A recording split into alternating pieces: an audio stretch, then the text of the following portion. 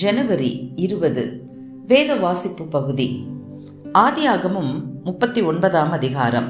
யோசேப்பு எகிப்துக்கு கொண்டு போகப்பட்டான்.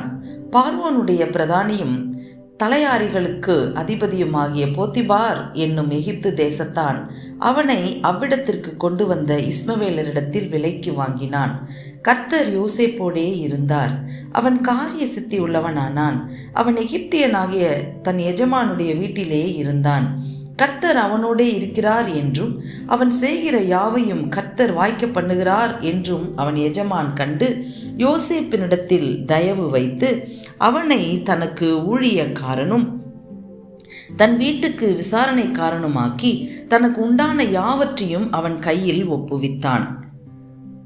அவனை தன் வீட்டுக்கும் தனக்கு உண்டான எல்லாவற்றுக்கும் விசாரணைக்காரனாக்கினது முதற்கொண்டு கர்த்தர் யோசேப்பின் நிமித்தம் அந்த எகிப்தியன் வீட்டை ஆசீர்வதித்தார். வீட்டிலும் வெளியிலும் அவனுக்கு உண்டானவைகள் எல்லாவற்றிலும் கர்த்தருடைய ஆசீர்வாதம் இருந்தது. ஆகையால் அவன் தனக்கு உண்டானதை எல்லாம் யோசேப்பின் கையிலே ஒப்பு கொடுத்துவிட்டு தான் புசிக்கிற போஜனம் தவிர தன்னிடத்தில் இருந்த மற்றொன்றையும் குறித்தும் விசாரியாதிருந்தான். யோசேப்பு அழகான ரூபமும் சௌந்தரிய முகமும் உள்ளவனாயிருந்தான். சில நாள் சென்ற பின் அவனுடைய எஜமானின் மனைவி யோசேப்பின் மேல் கண் போட்டு என்னோடே சயனி என்றாள். அவனோ தன் எஜமானுடைய மனைவியின் சொல்லுக்கு இணங்காமல் அவளை நோக்கி, இதோ வீட்டிலே என்னிடத்தில் இருக்கிறவைகளில் யாதொன்றை குறித்தும் என் ஆண்டவன் விசாரியாமல் தமக்கு உண்டான எல்லாவற்றையும் என் கையில் ஒப்பித்திருக்கிறார். இந்த வீட்டிலே என்னிலும் பெரியவன் இல்லை. நீ அவருடைய மனைவியாய் இருக்கிறபடியால் உன்னை தவிர வேறொன்றையும் அவர் எனக்கு விலக்கி வைக்கவில்லை. இப்படி இருக்க நான் இத்தனை பெரிய பொல்லாங்குக்கு உடன்பட்டு தேவனுக்கு விரோதமாய் பாவம் செய்வது எப்படி என்றான். அவள் நித்தம் யோசேப்போடே இப்படி பேசிக்கொண்டு வந்தும் அவன் அவளோடே சயனிக்கவும் அவளோடே இருக்கவும் சம்மதிக்கவில்லை. இப்படி இருக்கும்போது ஒரு நாள் அவன் தன் வேலையை செய்கிறதற்கு வீட்டுக்குள் போனான். வீட்டு மனிதரில் ஒருவரும் வீட்டில் இல்லை. அப்பொழுது அவள் அவனுடைய வஸ்திரத்தை பற்றி பிடித்து என்னோடே சயனி என்றாள். அவனோ தன் வஸ்திரத்தை அவள் கையிலே விட்டு வெளியே ஓடிப்போனான். அவன் தன் வஸ்திரத்தை அவள் கையிலே விட்டு வெளியே ஓடிப்போனதை அவள் கண்டபோது அவள் தன் வீட்டு மனிதரை கூப்பிட்டு, பாருங்கள், எபிரேய மனுஷன் நம்மிடத்தில் சரசம் பண்ணும்படிக்கு அவனை நமக்குள் கொண்டு வந்தார். அவன் என்னோடே சயனிக்கும்படிக்கு என்னிடத்தில் வந்தான். நான் மிகுந்த சத்தமிட்டு கூப்பிட்டேன். நான் சத்தமிட்டு கூப்பிடுகிறதை அவன் கேட்டு தன் வஸ்திரத்தை என்னிடத்தில் விட்டு வெளியே ஓடிப்போய்விட்டான் என்று சொன்னாள். அவனுடைய எஜமான் வீட்டுக்கு வருமளவும் அவனுடைய வஸ்திரத்தை தன்னிடத்தில் வைத்திருந்து அவனை நோக்கி, நீர் நம்மிடத்தில் கொண்டு வந்த அந்த எபிரேய வேலைக்காரன் சரசம் பண்ணும்படிக்கு என்னிடத்தில் வந்தான். அப்பொழுது நான் சத்தமிட்டு கூப்பிட்டேன். அவன் தன் வஸ்திரத்தை என்னிடத்தில் விட்டு வெளியே ஓடிப்போனான் என்றாள். உம்முடைய வேலைக்காரன் எனக்கு இப்படி செய்தான் என்று தன் மனைவி தன்னோடே சொன்ன வார்த்தைகளை அவனுடைய எஜமான் கேட்டபோது அவனுக்கு கோபம் உண்டது. யோசேப்பின் எஜமான் அவனை பிடித்து ராஜாவின் கட்டளையால் காவலில் வைக்கப்பட்டவர்கள் இருக்கும் சிறைச்சாலையிலே அவனை ஒப்புவித்தான். அந்த சிறைச்சாலையில் அவன் இருந்தான். கர்த்தரோ யோசேப்போடே இருந்து அவன் மேல் கிருபை வைத்து சிறைச்சாலை தலைவனுடைய தயவு அவனுக்கு கிடைக்கும்படி செய்தார். சிறைச்சாலை தலைவன் சிறைச்சாலையில் வைக்கப்பட்ட யாவரையும் யோசேப்பின் கையிலே ஒப்புவித்தான். அங்கே அவர்கள் செய்வதெல்லாவற்றையும் யோசேப்பு செய்வித்தான். கர்த்தர் அவனோடே இருந்தபடியினாலும் அவன் எதை செய்தானோ அதை கர்த்தர் வாய்க்க பண்ணினபடியினாலும் அவன் வசமாயிருந்த யாதொன்றையும் குறித்து சிறைச்சாலை தலைவன் விசாரிக்கவில்லை. ஆதியாகமம் 40ஆம் அதிகாரம். இந்த நடபடிகளுக்கு பின்பு எகிப்து ராஜாவுக்கு பானபாத்திரக்காரனும் சுயம்பாகியும் எகிப்து ராஜாவாகிய தங்கள் ஆண்டவனுக்கு குற்றம் செய்தார்கள். பார்வோன் தன் பானபாத்திரக்காரரின் தலைவனும் சுயம்பாகிகளின் தலைவனும் ஆகிய இவ்விரண்டு பிரதானிகள் மேலும் கடும் கோபம் கொண்டு அவர்களை யோசேப்பு வைக்கப்பட்டிருந்த இடமும் தலையாரிகளின் அதிபதியின் வீடுமாகிய சிறைச்சாலையிலே காவல் பண்ணுவித்தான். தலையாரிகளின் அதிபதி அவர்களை விசாரிக்கும்படி யோசேப்பின் வசத்தில் ஒப்புவித்தான். அவன் அவர்களை விசாரித்து வந்தான். அவர்கள் அநேக நாள் காவலில் இருந்தார்கள். எகிப்து ராஜாவுக்கு பானபாத்திரக்காரனும் சுயம்பாகியுமாகிய அவ்விரண்டு பேரும் சிறைச்சாலையில் இருக்கும்போது ஒரே ராத்திரியிலே வெவ்வேறு பொருள் கொண்ட சொப்பனம் கண்டார்கள்.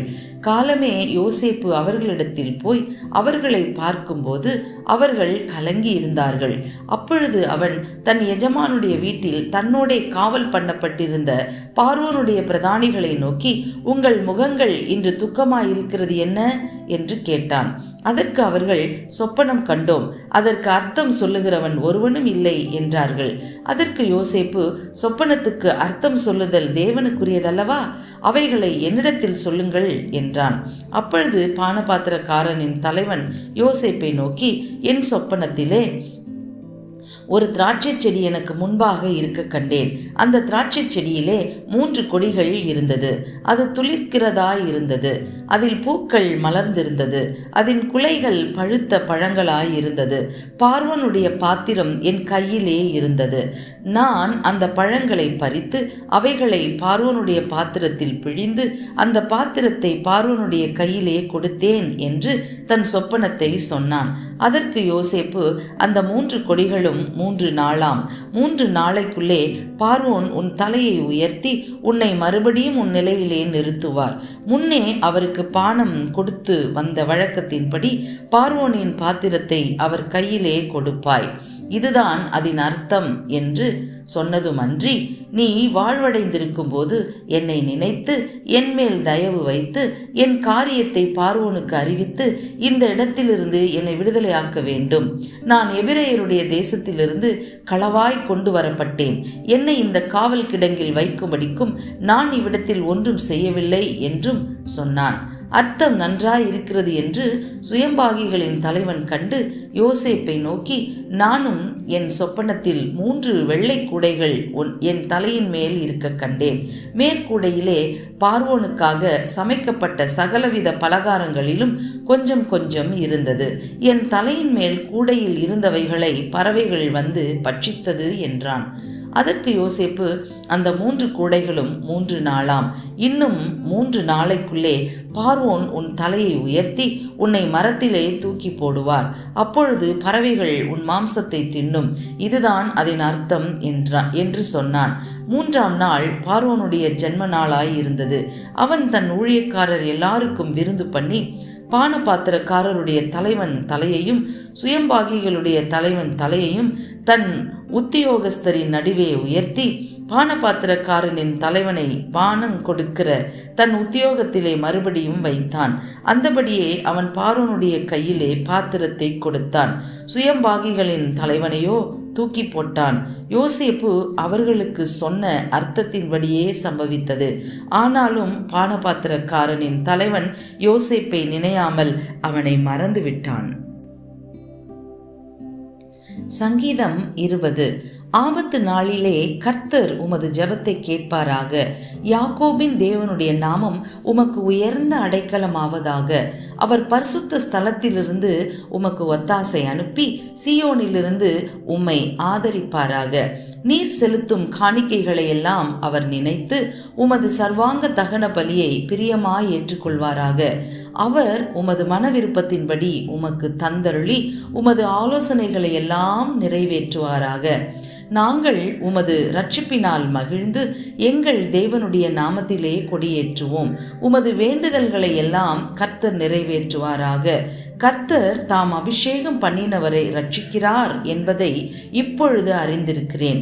தமது வலதுகரம் செய்யும் இரட்சிப்பின் வல்லமைகளை காண்பித்து தமது பரிசுத்த வானத்திலிருந்து அவருடைய ஜெபத்தை கேட்பார்.